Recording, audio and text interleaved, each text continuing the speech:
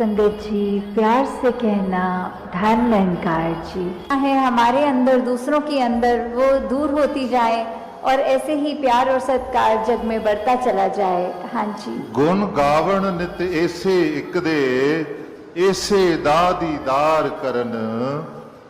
तो ये जो दीदार की बात होती है, किसका गुण गाना है, किसके दीदार करने हैं, तो वो ये परमपिता परमात्मा निरंकार, ये जो एक ऐसी सत्ता है जो शुरू से है, वो हमेशा से कायम दायम रहने वाली, कि कैसे हम जब तक वो एक निरंकार जो इस तरह से देखा जाए, अगर एक व्यक्ति दूसरे को देख रहा है तो उनकी आंखों के बीच में भी वो है, वो अपनी पलकों से भी नज़दीक है, जैसे बोलते हैं शारक से भी नज़दीक।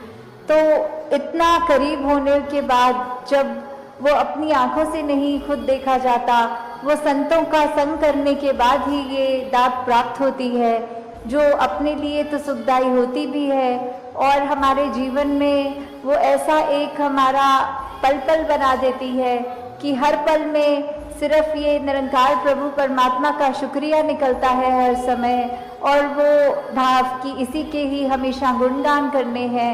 फिर बाकी चीज़ें लगता है कि है सबकी इम्पोर्टेंस अपनी है, पर निरंकार से ज़्यादा इम्पोर्टेंट कुछ नहीं, इस परमात्मा से ज़्यादा ज़रूरी कुछ नहीं। हाँ जी। इसे एक दे नाल जोड़ के बेड़ा जग दा पार करन।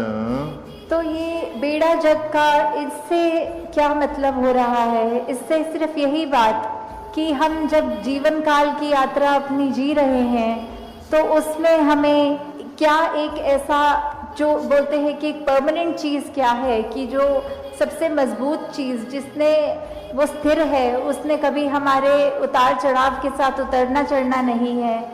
जैसे एक तूफान आता है तो हमें बोला जाता है कि कोई ऐसी चीज़ को पकड़ लो, जैसे पेड़ या कुछ जो अपना ज़मीन के अंदर इतनी मजबूती से जिसकी नींव गड़ी हो, ताकि वो हवा फिर हमें उड़ा नहीं सकती। हमने एक ऐसी स्थिर चीज़ को पकड़ लिया है जिसके कारण हम भी, वो हवाएं हमको उड़ा के नहीं ले जा सकती। तो ऐसे ही जीवन में हम अपने जीवन को तब तक अपना अच्छे से जीवन जी सकेंगे जब तक हम ये निरंकार के साथ अपने मन से ना जुड़ें, तब तक वो एक जीवन भी हमारे उतार चढ़ावों के साथ फिर उथल पुथल मचाता है मन में।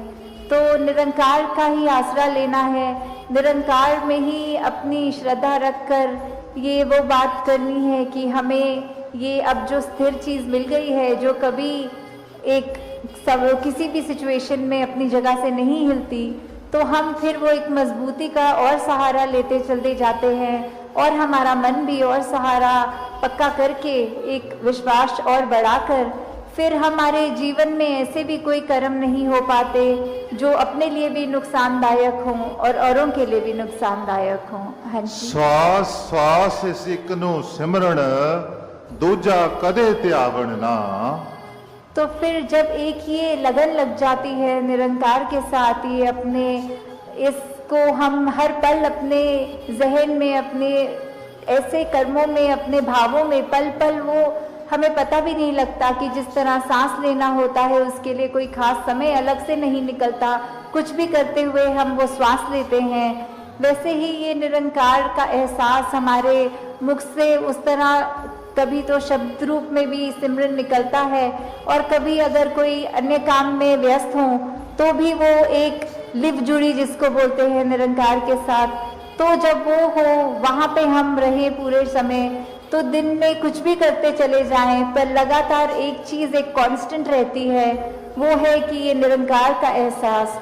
तो जब तक हम वो सिमरन रूप में अपना नाता निरंकार से और गहरा करते जाएं, जितना अधिक से अधिक हो सके मन में भी करें और बोल से भी सिमरन करें, ताकि वही बात कि ये निरंकार ही है जो सही मायने में सब कुछ है और बिना उसके कुछ भी नहीं, और वो खुद भी सब कुछ होते हुए ना उस तरह दिखता है, पर फिर भी इतने गुण बिल्कुल निर्गुण होते हुए भी। तो हमें भी ये सब ज़्यादा से ज़्यादा ऐसे कोशिश करनी है कि हम बिल्कुल वही गुणों को अपने जीवन में उतार पाएं, उसी तरह अपने जीवन को चला पाएं जिस तरह युगों युगों ने संतों ने चाहा है कि एक कर्म हमारे ऐसे बनते जाएं, एक ऐसा हमारे दिल से दिल का रिश्ता इस निरंकार प्रभु परमात्मा से जुड़े। हाँ जी। कहे अवतार और पूरे गुरसिख एक नु कदी भुलावन ना।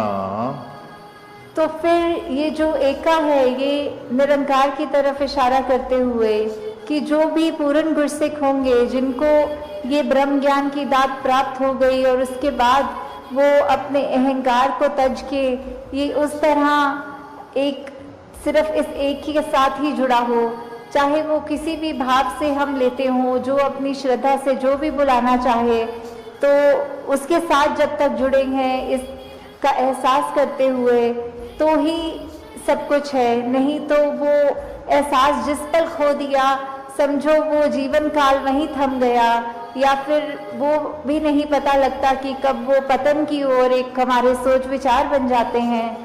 तो हमें किस तरह ये अपने अंदर और मेहनत करनी है कि बस ये एक जो है इसी के साथ और जुड़ते चले जाएं, इसी के साथ अपना हर पल इस तरह बिताएं कि जैसे एक मछली होती है, जब उसको पानी से बाहर निकाल दिया जाता है तो कैसे तड़पती है, वैसे ही जिस पल हमें इस निरंकार का चेता भूले, उसी समय ये तड़प अंदर से अपने आप वो वापस जोड़ दे। तो इस तरह कोशिश करके अपने जीवन को हम एक उस तरह ढालें कि किस में हमें, जहाँ ये निरंकार प्रभु परमात्मा जो अंग-संग है, सदा है, कायम है, और उसको ना कोई काट सकता है, ना उसको कोई गीला कर सकता है, एक ऐसा परमात्मा जो शुरू से था और अंत तक है और उसका कोई अंत ही नहीं है। तो वैसे ही हमें भी उसके साथ जुड़ते हुए अपने जीवन को भी और सुधारना चाहिए। आपका ये निरंकार के आगे अपनी अहंकार को तजके सिर्फ एक वो शीश झुकाकर, एक चेहरों पे मुस्कुराहट रखकर, ये जो अंदर और सीखने की भावना कि ये गुरसिख का तो जीवन ही यही है कि हर पल सिर्फ सीखना ही सीखना है, तो वो उसी भाव से जब एक मर्यादित रूप में सत्संग होती है और सारी वो बातें सबकी सुनी जाती हैं, तो अपना मन जहाँ हमारा और साफ होता जाता है, जीवन में अच्छे गुण आते रहते हैं और उसी तरह हम एक और खूबसूरत ये इंसान बनते हैं।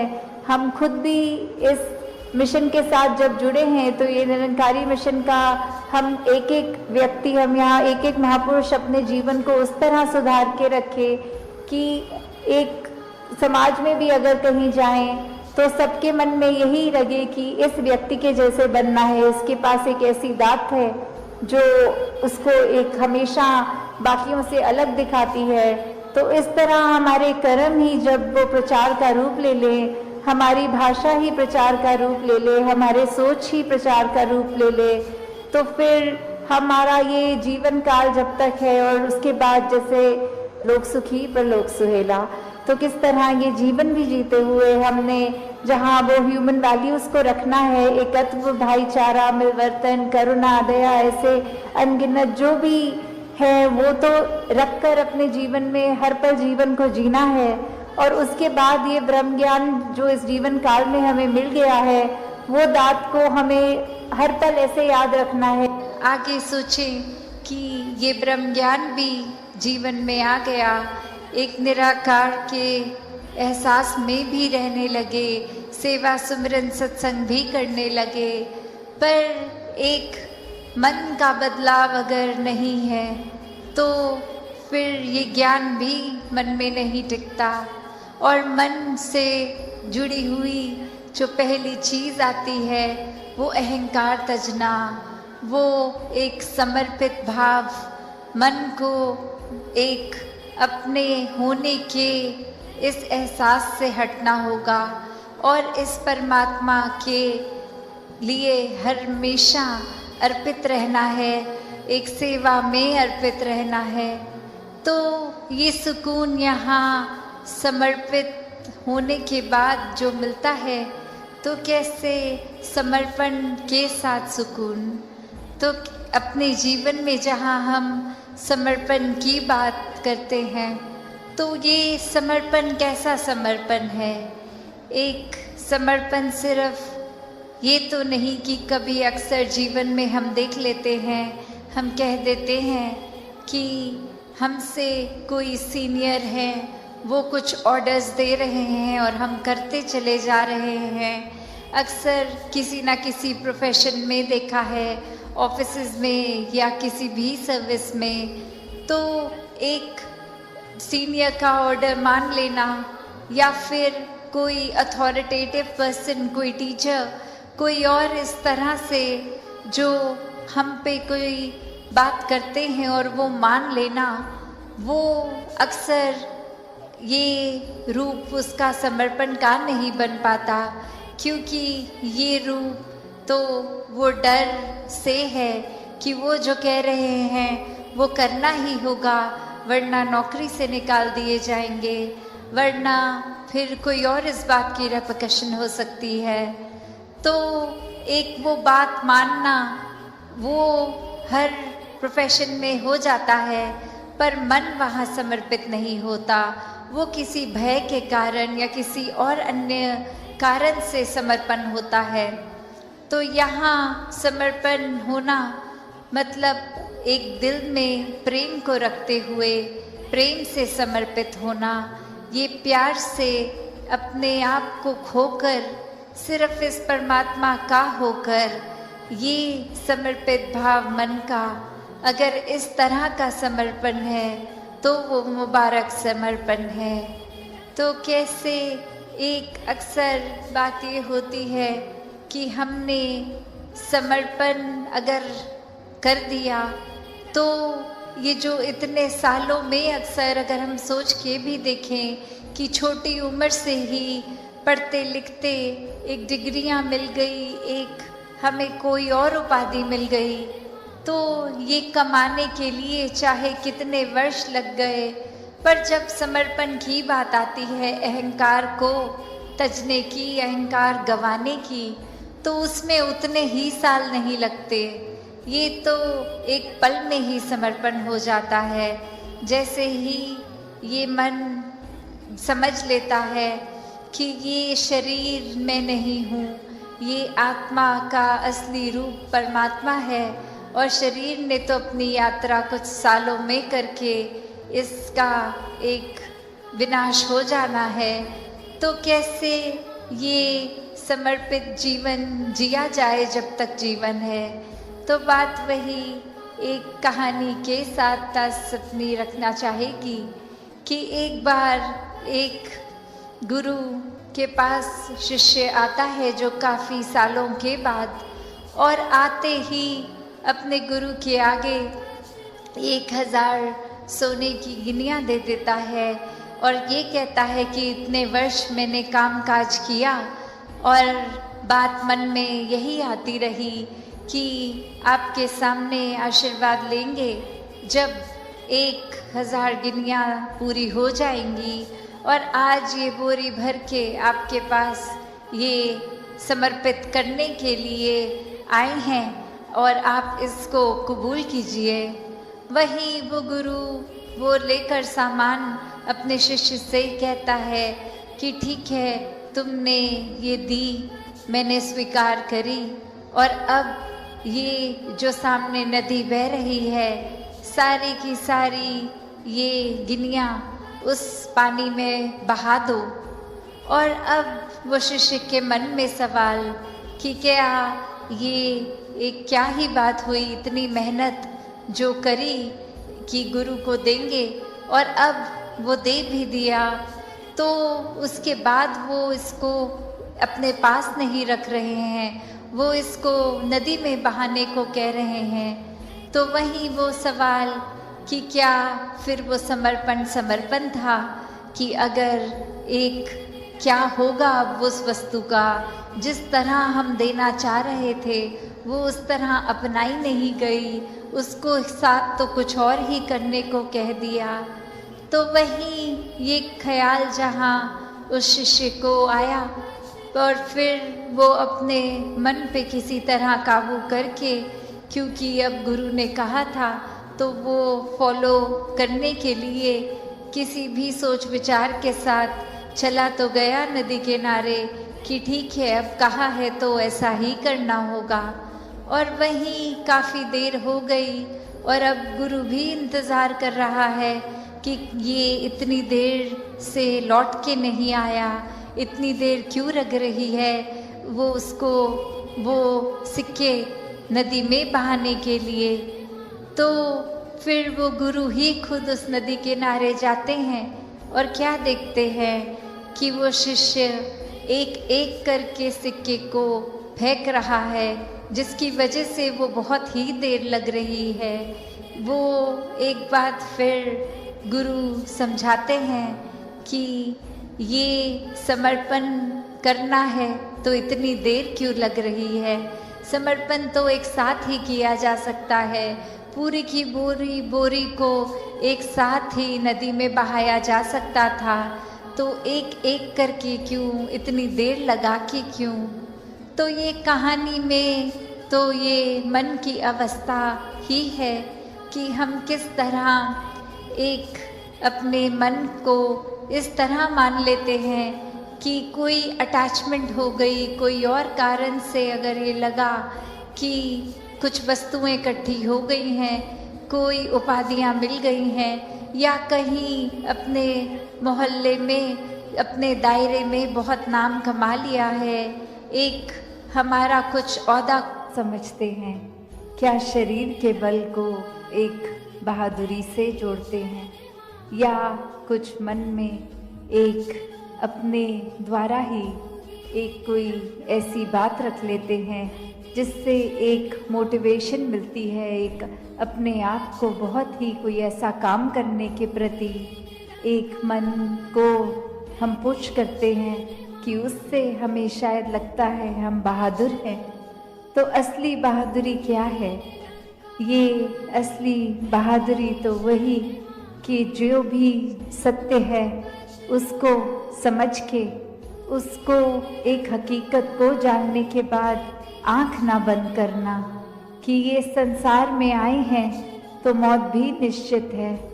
एक जीते जी उस बात को, उस फैक्ट को अगर हम ना भूलें, इस सत्य के पहचान के बाद ये सत्य को जीवन में अपनाएं, तो ही वाकई में बहादुर हैं। क्योंकि कायरता तो फिर आंख बंद करने में होगी। एक जैसे हम अक्सर सुनते भी हैं उदाहरण कि एक सामने अगर कोई, हम किसी से बात करते वक्त कह देते हैं कि सामने अगर शेर खड़ा है तो आंख बंद कर लेंगे तो वो चला नहीं जाएगा सामने से। तो कायरता और बहादुरी ये पहलू जीवन में देखें तो वही कि एक जीवन नहीं समाप्त होना है और जीते जी एक अनेकों रंग ये जिंदगी दिखाती है, एक हर एक स्थिति में अलग महसूस कराती है। तो क्या सिर्फ मन की ये फीलिंग्स पे या इमोशंस पे या मन के एक उतार चढ़ाव को ही हम अगर हकीकत मान लेंगे तो स्थिर नहीं हो पाएंगे। एक सदैव के लिए स्थिरता, सहजता चाहिए, तो इस सत्य के साथ ही जुड़ना होगा। और वो सत्य, ये ब्रह्म ज्ञान कि हर समय ये परमात्मा का एहसास, इसको पहले जानकर फिर इसको एक इस पर पूरा विश्वास होना और विश्वास के साथ ही जीवन में भक्ति और आनंद आना। कैसे फिर जीवन में इस प्रभु के प्रति वो प्रेमा भक्ति की अवस्था एक हमेशा के लिए। फिर कोई भक्ति में ये नहीं कहा जाता कि दुनियावी काम छोड़ दो, एक जो भी एक साधन है जीविका कमाने का उसको त्याग दो, कहीं दूर चले जाओ, एकांत में चले जाओ। नहीं, एक एकांत में एक समाज से कट के उस तरह भक्ति नहीं, समाज घर परिवार में रह के भक्ति करना। हर एक परमात्मा की रचना, हर एक इंसान, चाहे वो घर के मेंबर्स हों या फिर कोई दोस्त या फिर कोई अजनबी, तो कैसे हर एक में जहाँ परमात्मा है, हर एक में उस परमात्मा का वास है, तो ये परमात्मा हर एक में देखा जा सकता है। तो वो उससे इसकी दूरी, ये तय हो जाती है जब साक्षात ब्रह्म ज्ञान द्वारा ये परमात्मा दिखता है। फिर वो कण कण में दिखता है। फिर ये परमात्मा एक हर समय की सच्चाई बन जाती है। बाकी दुनियावी सच्चाइयाँ तो बदलती रहती हैं, कोई भी ऐसी चीज़ नहीं जो सदैव की सच्चाई हो। एक शरीर को भी हम ले तो ये भी बदल जाता है, हमारे सोच ख्याल को लें ये भी बदल जाते हैं। कोई भी तत्व ले लें वो भी अपना रूप बदल लेता है। तो कैसे सिर्फ और सिर्फ ये परमात्मा जो अगर जहाँ पे भी आस्था है, विश्वास है, उस धर्म ग्रंथ को भी पकड़ लें तो वही परिभाषा एक ही कि ये परमात्मा, इसका कोई टुकड़े नहीं कर सकता, ये कोई फॉर्म में नहीं है, ये हर जगह है, शुरू से था और सृष्टि खत्म होने पे ये अंत नहीं है इसका।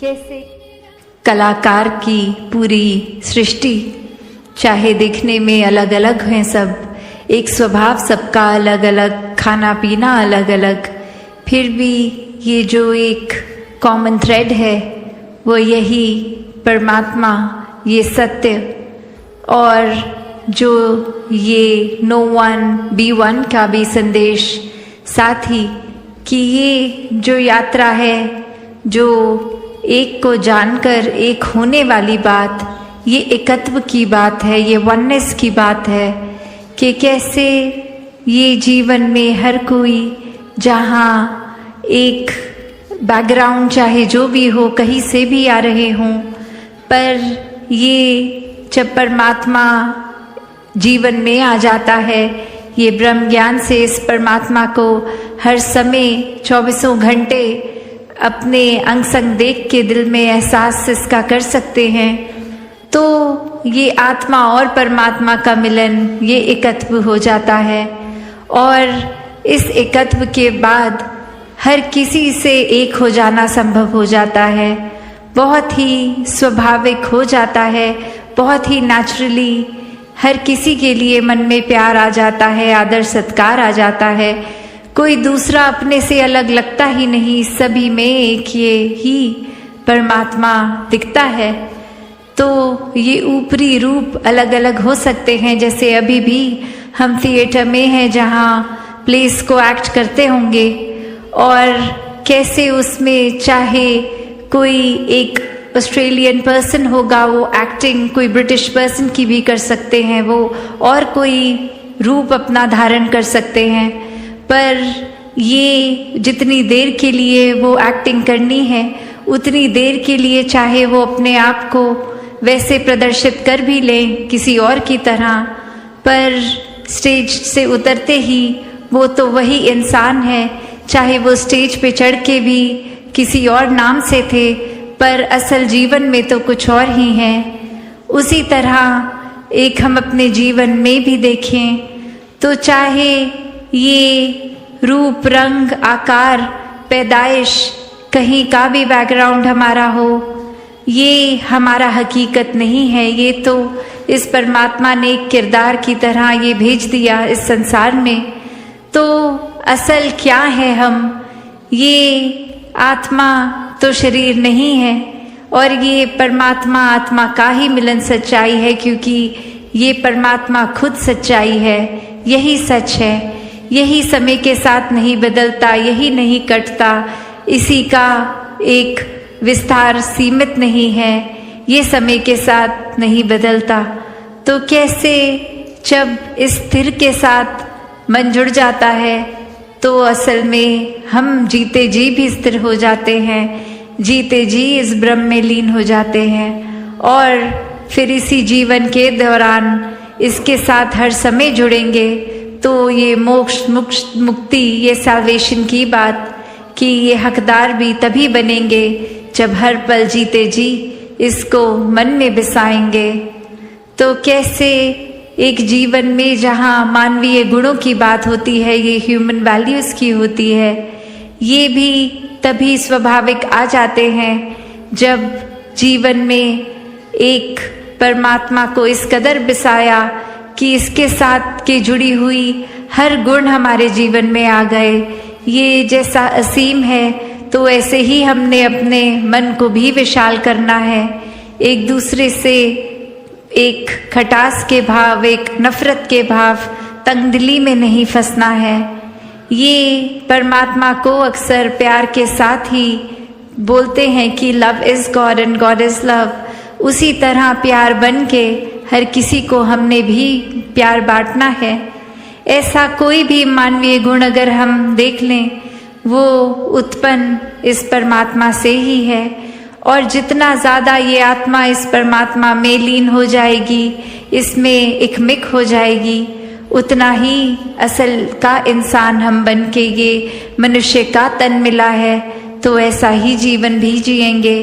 फिर ये कोई बनावटी गुण नहीं होंगे कि कुछ चंद व्यक्तियों के साथ आज है मिलना है तो कुछ घंटों के लिए अच्छे बन गए।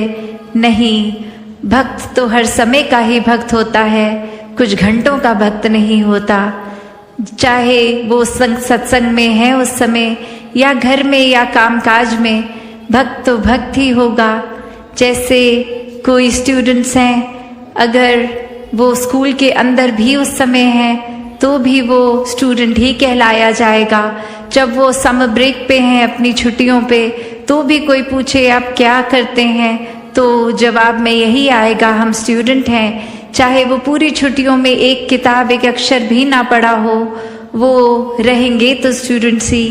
तो ऐसे ही एक जीवन भक्त का, जहाँ हर समय 24 घंटे की भक्ति है, ये उठते बैठते सोते जागते अपने सारी रोल्स एंड रिस्पॉन्सिबिलिटीज, ये कर्तव्यों को निभाते हुए भी भक्ति ही भक्त हर समय करता है।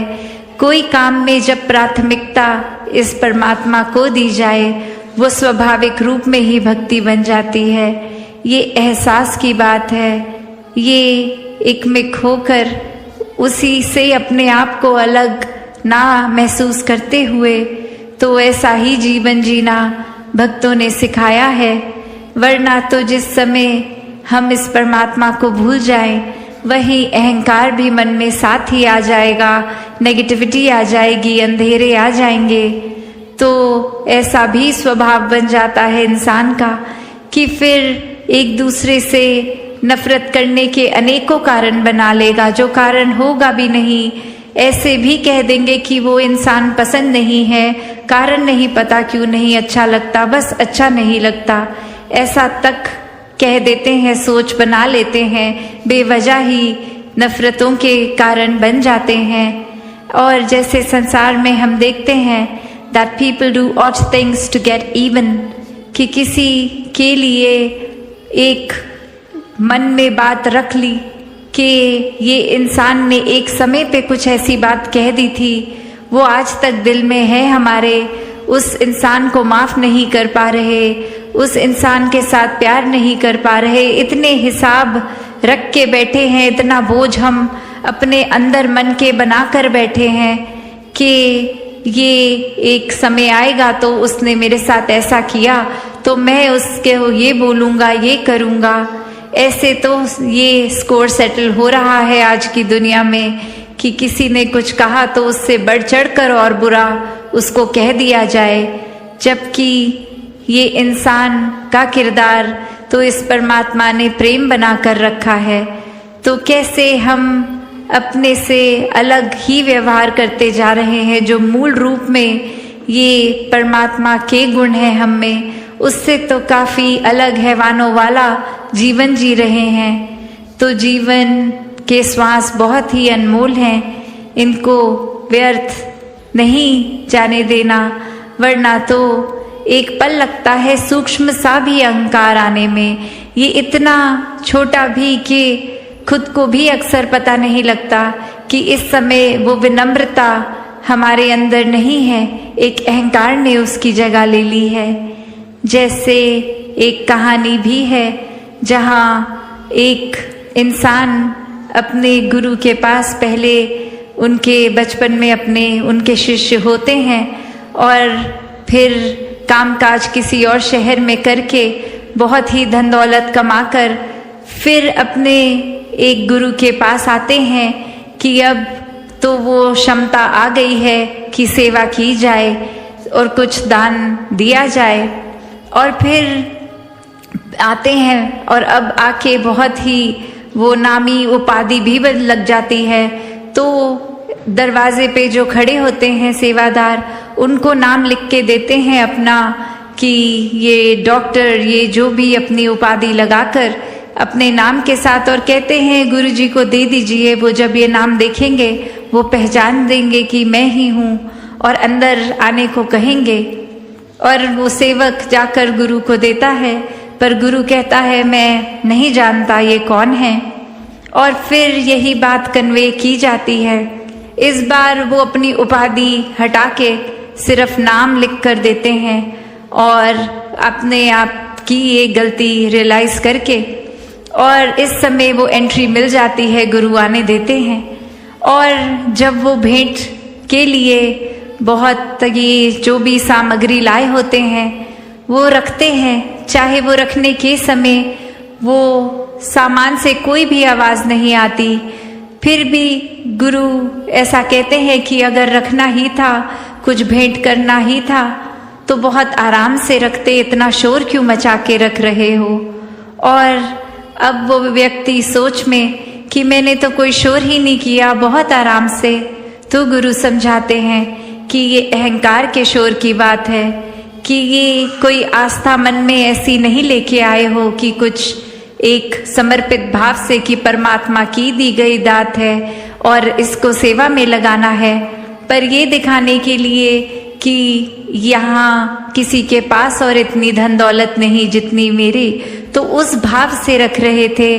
तो ये भाव का शोर है, तो भावों का शोर नहीं, आराम से विनम्रता से रखना चाहिए था। और ऐसा फिर ये सीख उस शिष्य को मिलती है और उतने में ये ही भाव आता है मन में कि ये जीवन तो एक, हम जिसको अहंकार में रच लेते हैं कि हमारे शरीर में इतना बल है, हमारी बुद्धि इतनी तेज है, हमारा जीवन तो ऐसा है जैसा और किसी का होगा ही नहीं।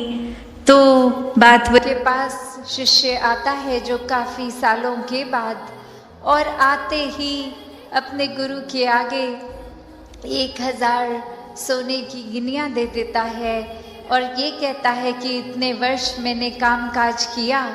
और बात मन में यही आती रही कि आपके सामने आशीर्वाद लेंगे जब 1000 गिनियाँ पूरी हो जाएंगी, और आज ये बोरी भर के आपके पास ये समर्पित करने के लिए आए हैं और आप इसको कबूल कीजिए।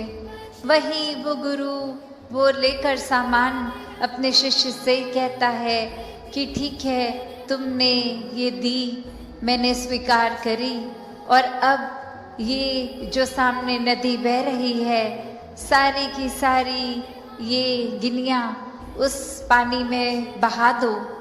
और अब वो शिष्य के मन में सवाल कि क्या ये एक क्या ही बात हुई, इतनी मेहनत जो करी कि गुरु को देंगे, और अब वो दे भी दिया, तो उसके बाद वो इसको अपने पास नहीं रख रहे हैं, वो इसको नदी में बहाने को कह रहे हैं। तो वही वो सवाल कि क्या फिर वो समर्पण था कि अगर एक क्या होगा अब उस वस्तु का, जिस तरह हम देना चाह रहे थे वो उस तरह अपनाई नहीं गई, उसको साथ तो कुछ और ही करने को कह दिया। तो वही ये ख्याल जहाँ उस शिष्य को आया, और फिर वो अपने मन पे किसी तरह काबू करके, क्योंकि अब गुरु ने कहा था तो वो फॉलो करने के लिए किसी भी सोच विचार के साथ चला तो गया नदी किनारे कि ठीक है, अब कहा है तो ऐसा ही करना होगा। और वहीं काफ़ी देर हो गई और अब गुरु भी इंतज़ार कर रहा है कि ये इतनी देर से लौट के नहीं आया, इतनी देर क्यों लग रही है वो उसको वो सिक्के नदी में बहाने के लिए। तो फिर वो गुरु ही खुद उस नदी किनारे जाते हैं और क्या देखते हैं कि वो शिष्य एक एक करके सिक्के को फेंक रहा है, जिसकी वजह से वो बहुत ही देर लग रही है। वो एक बात फिर गुरु समझाते हैं कि ये समर्पण करना है तो इतनी देर क्यों लग रही है। समर्पण तो एक साथ ही किया जा सकता है। पूरी की बोरी को एक साथ ही नदी में बहाया जा सकता था, तो एक एक करके क्यों, इतनी देर लगा के क्यों। तो ये कहानी में तो ये मन की अवस्था ही है कि हम किस तरह एक अपने मन को इस तरह मान लेते हैं कि कोई अटैचमेंट हो गई, कोई और कारण से अगर ये लगा कि कुछ वस्तुएं इकट्ठी हो गई हैं, कोई उपाधियां मिल गई हैं, या कहीं अपने मोहल्ले में, अपने दायरे में बहुत नाम कमा लिया है, एक हमारा कुछ औहदा, कुछ रिस्पेक्ट बन गई है, एक तरह के हम सेलिब्रिटी बन गए हैं, कुछ 2-4 लोग हमें जान गए हैं, तो ये एक इम्पॉर्टेंट होने का अहंकार या कोई और तरह का अहंकार ये मन में घर कर लेता है। तो ये सारी चीज़ें सिर्फ इस्तेमाल के लिए और सदुपयोग के ही काम आए। दातार हर एक पे कृपा करे कि सुकून जीवन में सबके भरा रहे, सेवा भाव, एक समर्पित मन, इस तरह का जीवन हर कोई जीता जाए। तो ये बात मन में अक्सर आती है कि हम बहादुर किसको समझते हैं।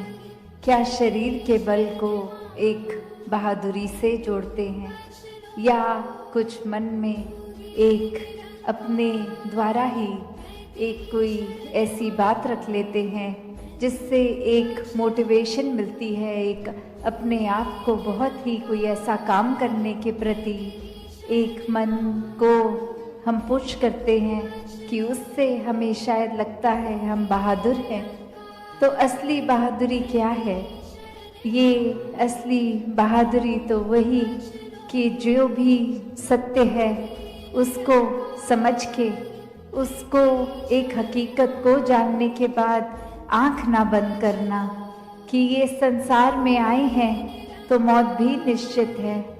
एक जीते जी उस बात को, उस फैक्ट को अगर हम ना भूलें, इस सत्य के पहचान के बाद ये सत्य को जीवन में अपनाएं, तो ही वाकई में बहादुर हैं। क्योंकि कायरता तो फिर आंख बंद करने में होगी। एक जैसे हम अक्सर सुनते भी हैं उदाहरण कि एक सामने अगर कोई, हम किसी से बात करते वक्त कह देते हैं कि सामने अगर शेर खड़ा है तो आंख बंद कर लेंगे तो वो चला नहीं जाएगा सामने से। तो कायरता और बहादुरी ये पहलू जीवन में देखें तो वही कि एक जीवन नहीं समाप्त होना है, और जीते जी एक अनेकों रंग ये जिंदगी दिखाती है, एक हर एक स्थिति में अलग महसूस कराती है। तो क्या सिर्फ मन की ये फीलिंग्स पे या इमोशंस पे या मन के एक उतार चढ़ाव को ही हम अगर हकीकत मान लेंगे तो स्थिर नहीं हो पाएंगे। एक सदैव के लिए स्थिरता, सहजता चाहिए, तो इस सत्य के साथ ही जुड़ना होगा। और वो सत्य, ये ब्रह्म ज्ञान कि हर समय ये परमात्मा का एहसास, इसको पहले जानकर फिर इसको एक इस पर पूरा विश्वास होना, और विश्वास के साथ ही जीवन में भक्ति और आनंद आना। कैसे फिर जीवन में इस प्रभु के प्रति वो प्रेमा भक्ति की अवस्था एक हमेशा के लिए। फिर कोई भक्ति में ये नहीं कहा जाता कि दुनियावी काम छोड़ दो, एक जो भी एक साधन है जीविका कमाने का उसको त्याग दो, कहीं दूर चले जाओ, एकांत में चले जाओ। नहीं, एक एकांत में एक समाज से कट के उस तरह भक्ति नहीं, समाज घर परिवार में रह के भक्ति करना। हर एक परमात्मा की रचना, हर एक इंसान, चाहे वो घर के मेंबर्स हों या फिर कोई दोस्त या फिर कोई अजनबी, तो कैसे हर एक में जहाँ परमात्मा है, हर एक में उस परमात्मा का वास है, तो ये परमात्मा हर एक में देखा जा सकता है। तो वो उससे इसकी दूरी ये तय हो जाती है जब साक्षात ब्रह्म ज्ञान द्वारा ये परमात्मा दिखता है। फिर वो कण कण में दिखता है।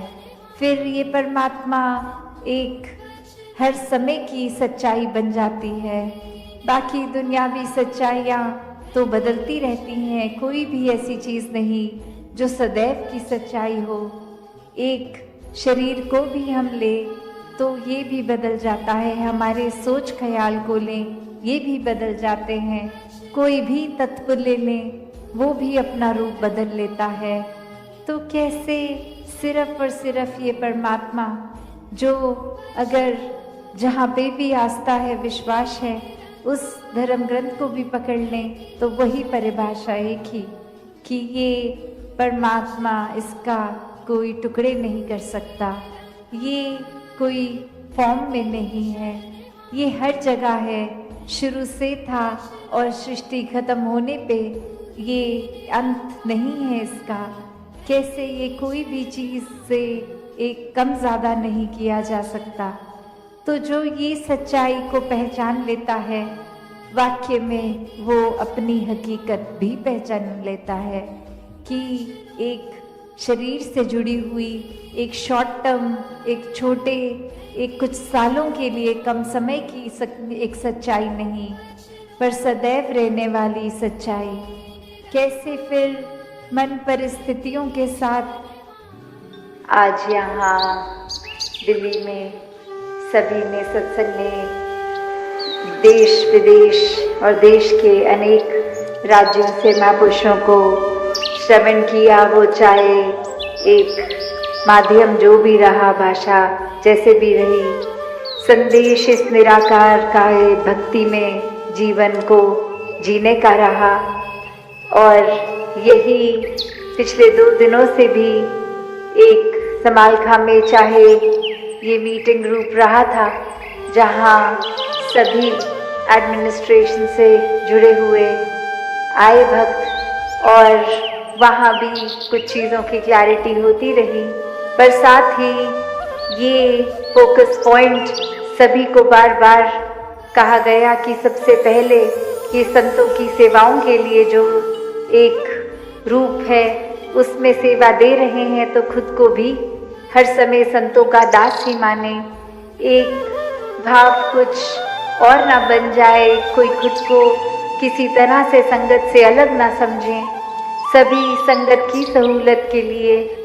तो बात वही कि भक्तों को हमेशा से युगों युगों से एक अपने प्रियतम इस निराकार के प्रति ही प्यार रहता है, और यही एक मन जुड़ा रहे उसी के लिए ये सत्संग का भी आयोजन, एक सेवा भाव भी, मन से सुमिरन भी, और सत्संग आके भी फिर संतों की वाणी कि ये क्या संदेश मिल रहा है उस पे गौर करके ये जीवन कैसा सही दिशा में रहते हुए एक संवरता चला जाता है, एक अच्छी चीज़ों को अपनाते हुए एक ये पॉजिटिव तरफ ही जीवन का विस्तार होता रहता है, ये निराकार पे मन लगा रहता है।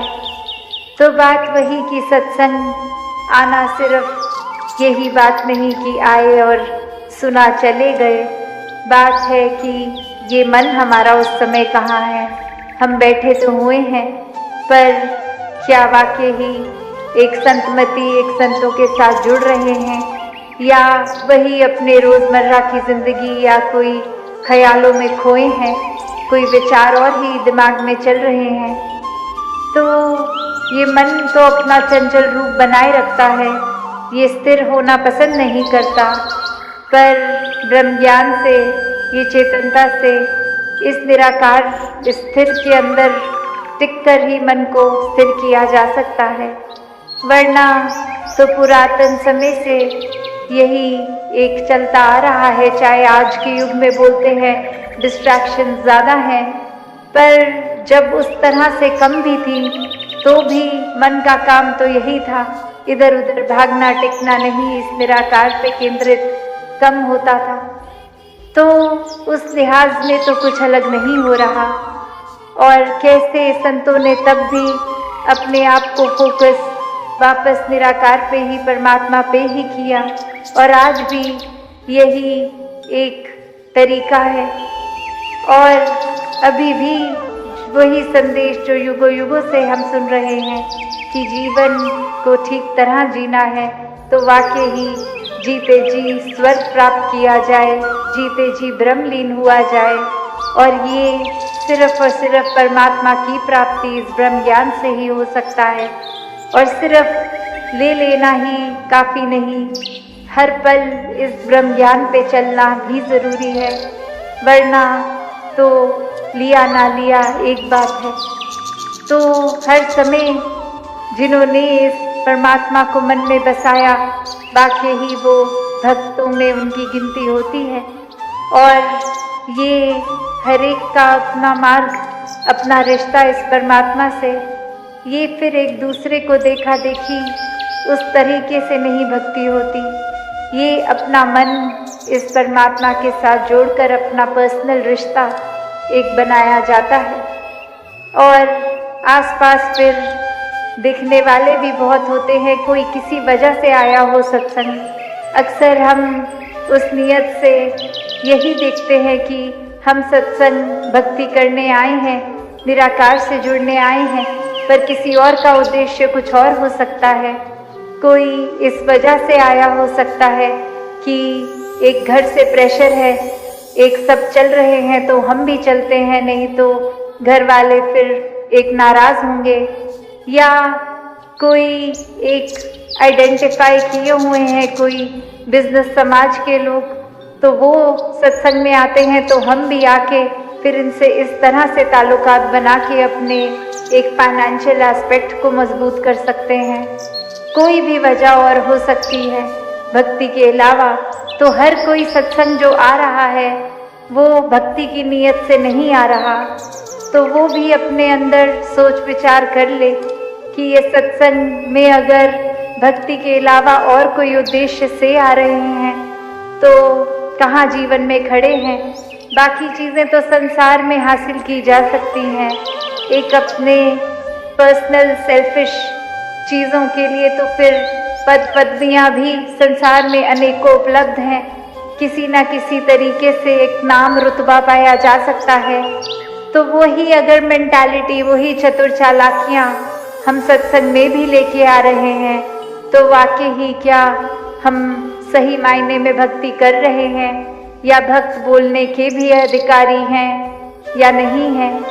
और यहाँ तो ये ऐसा दर्द है जहाँ एक सीधा ही ब्रह्म ज्ञान की प्राप्ति के बाद वो महान आत्मा महापुरुष की तरह संबोधित भी किए जाते हैं। तो सिर्फ शब्द ही नहीं, कर्मों से भी ये निराकार ही हमारे कण कण में, जहाँ संसार में कण कण में बसा है, हमारे भी रोम रोम से वही प्रदर्शित हो, वही भाव हो।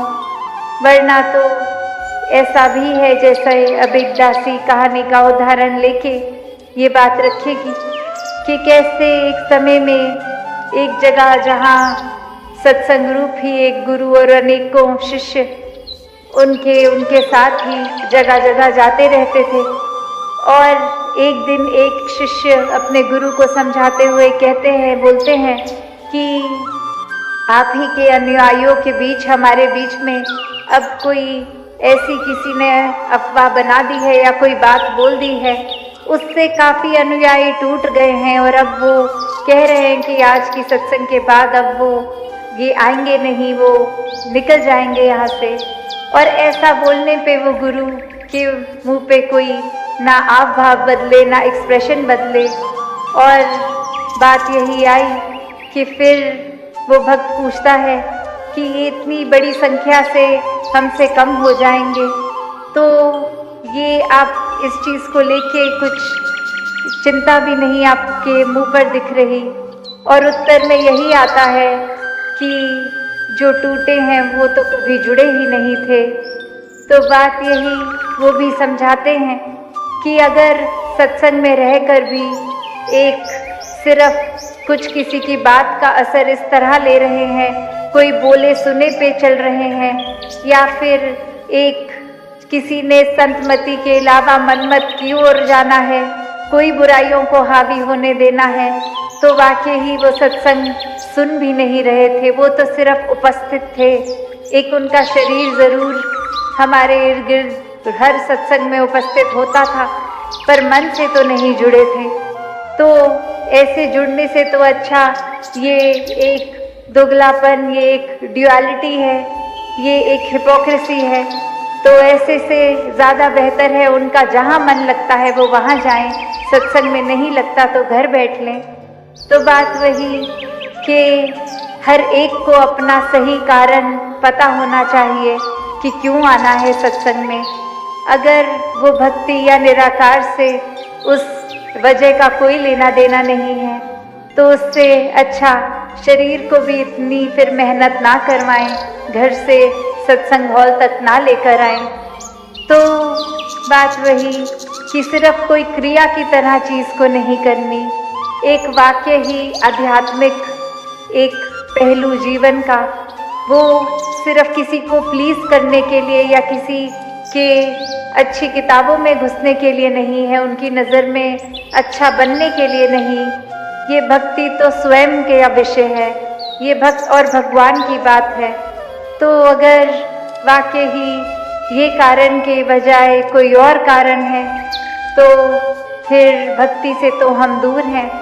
भक्ति तो क्या, एक बार ये भी सोच ले क्या ज्ञान भी टिका है कि नहीं, क्योंकि निराकार ने भी जीवन में उतनी देर ही टिकना है जब तक सेवा सिमरन और सत्संग को बैलेंस करके रखेंगे, जब तक जीवन में मानवीय गुणों को हम अपने हर पल में ढालेंगे, एक मन को चंचल नहीं स्थिर करके जिएंगे, एक छोटी छोटी बातों का प्रभाव अपने ऊपर नहीं पड़ने देंगे, एक अपनी भाषा को, सोच को दूषित नहीं करेंगे, गाली गलौज नहीं करेंगे, एक कोई भी पहलू जो पॉजिटिव है अगर वो रीज़न है तो वो एक बाय प्रोडक्ट सत्संग का ज़रूर होगा।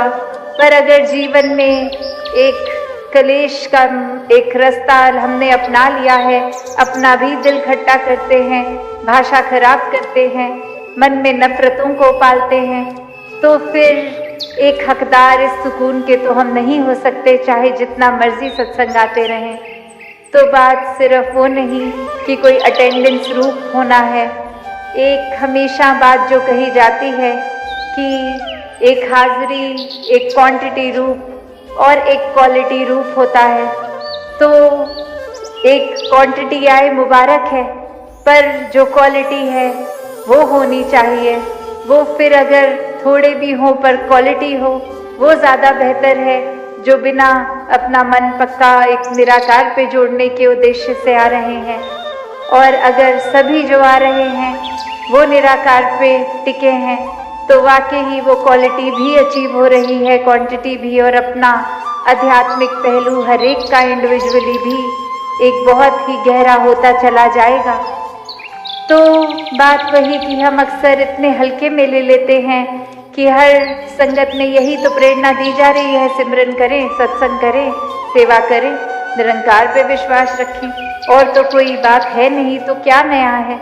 अक्सर ख्याल ऐसा भी जाता है, पर इसी बात को गहराई में देखें तो वाकई ही हम खुद अपने जीवन में ये एक्सपीरियंस भी करते हैं कि यहाँ तो इतनी एक प्रोविज़न है कि कहीं पे भी हम रहते हैं वहाँ से हमारा सत्संग भवन बहुत ही नज़दीक है। पर अक्सर देश विदेश में जाकर ये सत्संग का कदर हर एक को और बढ़ जाता है, क्योंकि अक्सर कोई ट्रैवल उनके इतने बड़े होते हैं, कोई जगह में तो वो फ्लाइट की टिकट काट के कोई अपने नियरेस्ट भवन पे पहुंच पाते हैं। कई जगह पर किसी और एक हिंदुस्तान में भी अगर देखा जाए तो कभी कभी एक पहाड़ों या ऐसे ग्रामीण एरियाज़ में अपने भवन पहुंचने के लिए ही वो साधन पैदल भी होता है, बस भी होता है, अनेकों माध्यम बदल के कोई सत्संग भवन आ पाता है। तो जस्ट बिकॉज हमारे पास एक आराम से सत्संग की सहूलत है, हम उसकी कदर ना खो दें। सिर्फ यही ना सोचे कि कोई ऐसा ना भी गए तो क्या ही हो जाएगा।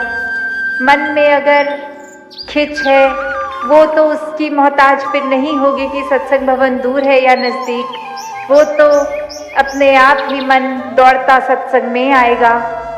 कोई ना कोई अगर व्यस्त भी हैं तो मन फिर सत्संग आने का बहाना बनाएगा।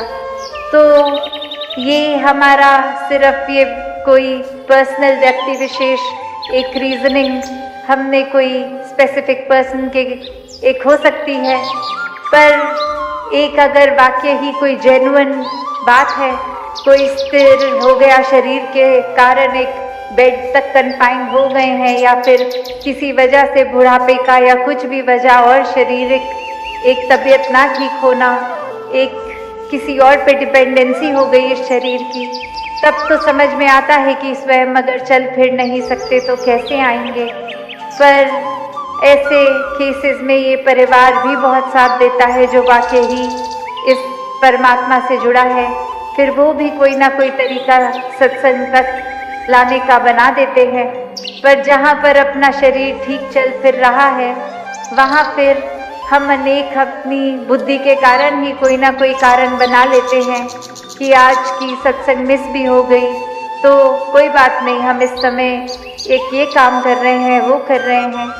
काफ़ी बार हो सकता है वो एक जेन्युइन वजह भी हो सकती है कि कहीं बहुत ही ज़्यादा एक आवश्यक जगह पे पहुँचे हैं, तो एक शरीर है वो एक जगह पे तो एक ही जगह पे हो सकता है।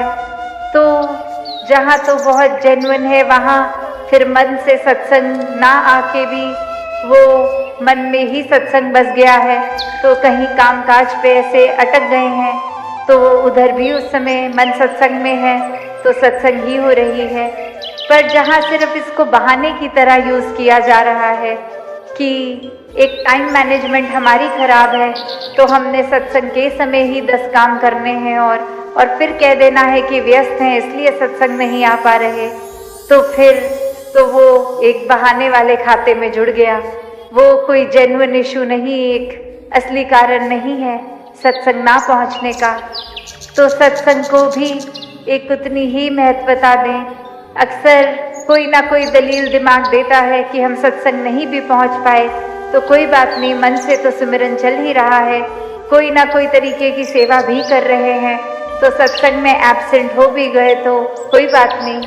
पर वो फिर अगर वाकई ही कोई असली वजह नहीं है, मन की बनाई चीज़ें हैं या एक हमारी मिसमैनेजमेंट है, तो फिर एक अपना सत्संग की भरपाई तो हर एक ने अपनी ही करनी है। ऐसा तो हम नहीं कर सकते कि घर परिवार के दूसरे किसी व्यक्ति को भेज दें, बोले और आप हमारे हिस्से की भक्ति कराएं संगत में जाके, ऐसा तो पॉसिबल है नहीं। अपना खाना अपने पेट में हमें खुद ही डालना होता है, बाकी सबका पेट भर भी गया घर में तो अपनी भूख तो हमारी अपनी ही है। तो ऐसा फिर एक चतुराई का साथ ना लिया जाए ऐसे समय पे, जहाँ तक हो सके एक अपने आप को एक स्पिरिचुअली स्ट्रॉन्ग करना है, निराकार से जुड़ना है, तो वाकई ही ये बैलेंस जहाँ ज्ञान और कर्म का एक बैलेंस की बात की जाती है, वहीं सेवा सिमरन और सत्संग की भी करी जाती है। और सत्संग आके सिर्फ और सिर्फ संतमति को ही अपनाना है, वरना तो जैसे दासी ने एक अभी जिक्र किया भी कि सत्संग में फिर ध्यान इधर उधर भटक रहा है, कोई क्या कर रहा है, हर कोई अपनी ही वजह से आया होगा। हम तो भक्ति के लिए आए हैं, वही करके जाएं, वही अपने हिस्से लेकर जाएं, और किसी से कोई एक क्या कर रहा है क्या नहीं हमारा कोई मतलब नहीं है। तो हम इसी तरह फोकस रह के जीवन में भक्ति सेवा सिमरन सत्संग के रूप में भी करते रहें, अपने जीवन के हर पल में चेतन होके इस ज्ञान को कर्म रूप भी सुंदरता बख्शें। सात संगत जी, धन निरंकार जी। सात संगत जी, प्यार से कहना धन निरंकार जी। सात संगत जी, अगर आपकी इज्जत पैसे से है तो वो इज्जत पैसे के साथ चली भी जाएगी। बेहतर है आप अपने चरित्र और व्यवहार से इज्जत कमाएं, जो आपकी असली दौलत है। सात संगत जी, मानवता है धर्म असाड़ा, मालिक नू बस पाना है, कहे अवतार बखेड़े चढ़ के सतगुरु सरणी आना है। सच्चा धर्म एक ही है और वह है मानव जीवन में अपनी आत्मा के मूल परमात्मा की पहचान करके नेकी और सच्चाई की राह पर चलते चलते अपना जीवन व्यतीत करना। सत्संगत जी, संसार में अच्छाई और बुराई दोनों मौजूद है। अच्छे और सही मार्ग का चुनाव हमने करना है, फल हमारे कर्म अनुसार मिलेगा। मिला है मानव जीवन का यह मौका, बोलकर भी मत कर जाना अब धोखा। सतगुरु ने ही बंधनों से तुम्हें है रोका, भव सागर से पार कर ले तू अभी है मौका। सत्संगत जी, श्री अष्टवक्र गीता श्लोक 61 अध्याय 18। मूढ़ में निर्वृत्ति से भी प्रवृत्ति उत्पन्न हो जाती है और धीर पुरुष की प्रवृत्ति भी निर्वृत्ति के समान फलदायिनी है। सत्संगत जी, भक्ति का रंग पक्का साधो जो न उतरने वाला है, मन को निर्मल सुंदर उज्जवल पावन करने वाला है। जिसको अपना मान है प्यारा भक्ति रंग न भाएगा, जो भी मैं का त्याग करेगा भक्ति में रंग जाएगा। बेरंगे के रंग में भीगो आनंद से भरपूर रहो, कहे हरदेव की नाम में डूबो और मस्ती में चूर रहो। सत्संगत जी, जब हमारा जन्म हमारी मर्जी से नहीं होता और मरण भी हमारी मर्जी से नहीं होता, तो इस जन्म मरण के बीच में होने वाली सारी व्यवस्थाएं हमारी मर्जी से कैसे हो सकती है। इसलिए कर्म करो, बाकी सब ईश्वर पर छोड़ दो। जीवन में एक ही नियम रखो, गलत चीज़ कभी बर्दाश्त मत करो, चाहे इसे कोई आपका स्वभाव समझे या स्वाभिमान। गलत को गलत कहना कभी गलत नहीं होता। सत्संगत जी, रिश्तों को बनाए रखने की सिर्फ एक ही शर्त है कि कमियां नहीं अच्छाइयाँ देखे। वो रिश्ता कभी नहीं टूट सकता जिसमें निभाने की चाहत दोनों तरफ से हो। सफलता उन्हीं के कदम चूमती है जो अंत तक प्रयास करते हैं। मन को साफ करते रहने से जिंदगी कचरा नहीं बनती। सत्संगत जी, जीवन में जो भी होता है बहुत अच्छा होता है। एक न एक दिन ये बात समझ में आ जाती है, निरंकार ने जो किया ठीक किया। सत्संगत जी, झोंपड़ी वाला भी एक घर चाहता है, सुख में रहने वाले को एक छत चाहता है। बंद कमरे में गाने वाला भी सुनने को गीत, खुला मंच चाहता है। एक नन्हा पौधा भी बढ़ना चाहता है, एक प्रकाशक कहानी का सहार चाहता है। स्वर्ण असीम से जुड़ जा तो भी कर सच्चा विस्तार चाहता है। भक्ति महल बहुत ऊंच है, दूरे ही ते दर्शाए, जो कोई न भजन भक्ति करे शोभा बढ़नी ना जाए। अर्थ, ईश्वर भक्ति का महल बहुत ऊंचा है, यह बहुत दूर से ही दिखाई पड़ता है। जो भी ईश्वर भक्ति में लीन है,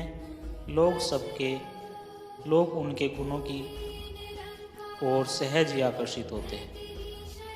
कस्तूरी कुंडल पसे मर्ग, ढूंढे वन माही ऐसे, घटघट हरी है दुनिया देखे नाही। अर्थ, मर्ग के नभी में कस्तूरी रहता है, पर वह जंगल में ढूंढते रहती है। ईश्वर सर्वत्र वर्तमान है, परंतु दुनिया उन्हें देख नहीं पाती। जो नैना में पुतली त्यो खाली खट, माही मूर्खी लोग न जनही, बाहरी ढूंढन जाही। अर्थ, जिस प्रकार पुतली आँख में रहती है, उसी प्रकार प्रभु प्रत्येक घर घर में बसते हैं। मूर्ख लोग इसे नहीं जानते और उन्हें बाहर ढूंढने जाते हैं। सत्संगत जी, श्री अष्टवक्र गीता श्लोक 62 अध्याय 18। अज्ञानी पुरुष प्राय ग्रह आदि पदार्थों से वैराग्य करता दिखाई देता है, पर जिसका देह अभिमान नष्ट हो चुका है, उनके लिए कहाँ राग और कहाँ विराग। झूला जितना पीछे जाता है उतना आगे भी आता है, इसलिए जब ज़िंदगी का झूला कभी पीछे चला जाए तो डरिए मत, वह आगे भी एक दिन ज़रूर आएगा। साथ संगत जी, नफ़रत को 1000 मौके दो कि वो प्रेम से परिवर्तित हो जाए, लेकिन प्रेम को एक भी मौका मत दो कि वो नफ़रत में बदल जाए। राम रतन धन बिन जगत में निर्धन है हर एक इंसान। राम रतन धन जिसके पल्ले वो जन है सच्चा धनवान। दुनिया का धन झूठा साधो साथ न जाने वाला है। राम रतन धन दो जहां में काम आने वाला है। दुनिया का धन खर्च करो तो दिन दिन घटता जाता है। राम रतन धन जितना बांटो उतना बढ़ता जाता है। राम रतन धन इस दुनिया को सदा दिया है संतों ने। कहे हरदेव सौदा सच का सदा किया है संतों ने। साथ संगत जी, कोयला को ही नूर तभी बनता है जब भारी प्रेशर दबाव उसके ऊपर पड़ता है। मुसीबतें, परेशानी, दुख, दर्द, तकलीफ इंसान को चमका देती है। बिना संघर्ष कोई महान नहीं होता। जब तक न पड़े पत्थर पर हथौड़े की चोट, पत्थर भी भगवान नहीं होता। माँ बच्चे को जन्म देती है तो जानलेवा दर्द सहती है।